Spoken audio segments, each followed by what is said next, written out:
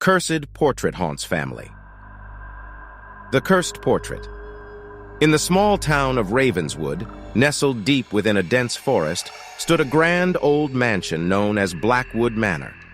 Legend had it that the house was haunted, cursed by a vengeful spirit that dwelled within its walls. Most of the townsfolk dismissed the tales as mere superstition, but one family was about to discover the horrifying truth.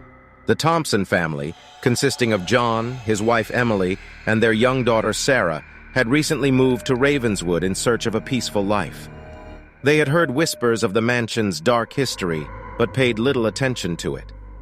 John was a struggling artist, and when he heard rumors of a hidden painting within Blackwood Manor, he saw an opportunity to revitalize his career.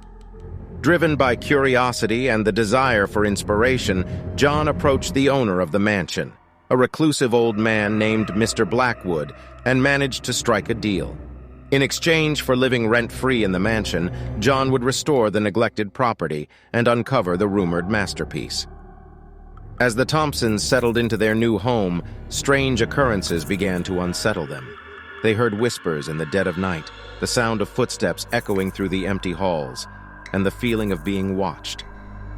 Emily's unease grew with each passing day, but John remained determined to find the elusive painting that lay hidden within the house. One evening, as Sarah played in the attic, she stumbled upon a locked door. Intrigued, she called her parents to investigate.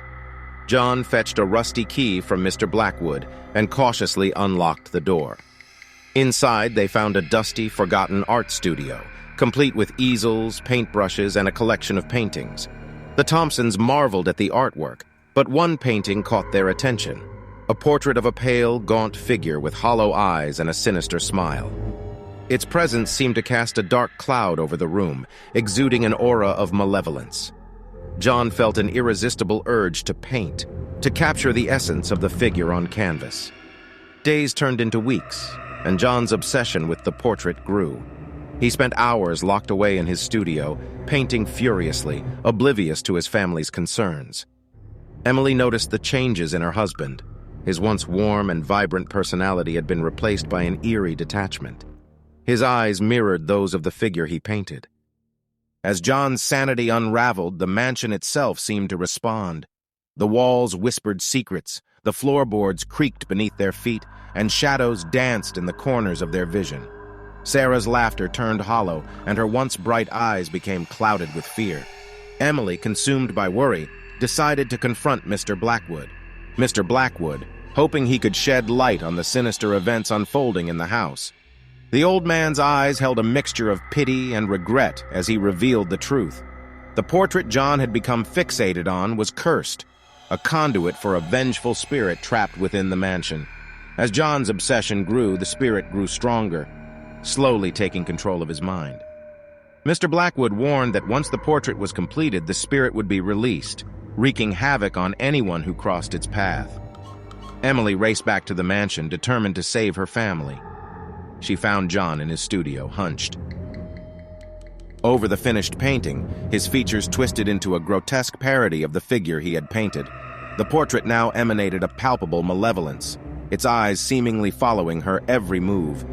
Summoning every ounce of courage, Emily snatched the painting from the easel, tearing it to shreds. In that moment, a chilling scream reverberated through the house, followed by an eerie silence. The spirit had been unleashed. As Emily raced to find Sarah, she discovered the house in a state of disarray. Furniture was upturned, and dark stains marked the walls. She found her daughter cowering in a corner, her eyes wide with terror. The vengeful spirit had taken physical form, a grotesque entity hungry for revenge. With every step they took, the spirit pursued them, its presence suffocating. The walls seemed to close in around them, the air thick with evil. The Thompsons knew they had to escape the mansion's clutches, but its grip was unrelenting. In a desperate final stand, Emily gathered. Her family in the attic, surrounded by protective symbols hastily scrawled on the floor. She prayed for salvation, for a chance to break free from the curse that bound them. As the spirit loomed over them, its twisted grin fading into an expression of frustration and anger, a blinding light engulfed the room. her family in the attic, surrounded by protective symbols hastily scrawled on the floor. She prayed for salvation, for a chance to break free from the curse that bound them. As the spirit loomed over them, its twisted grin fading into an expression of frustration and anger, a blinding light engulfed the room. When the light receded, the Thompsons found themselves outside the mansion, battered and bruised but alive. Blackwood Manor stood behind them, consumed by flames, the vengeful spirit trapped within its inferno. They left Ravenswood, forever scarred by their encounter with the cursed portrait. The painting was destroyed, but its malevolence lingered, a reminder that some curses cannot be broken, only contained. And as they drove away, they knew they would forever be haunted by the ghostly figure that once graced their lives, a nightmare. Forever etched in their memories,